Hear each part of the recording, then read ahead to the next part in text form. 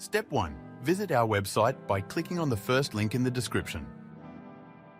Step 2. On our website, go to the Download section and download GCam APK file. Step 3. Go to Video Instruction section on our website. There you will find step-by-step guide on how to install that GCam APK.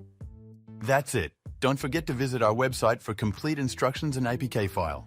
Lastly, here's some GCam versus stock camera app comparison.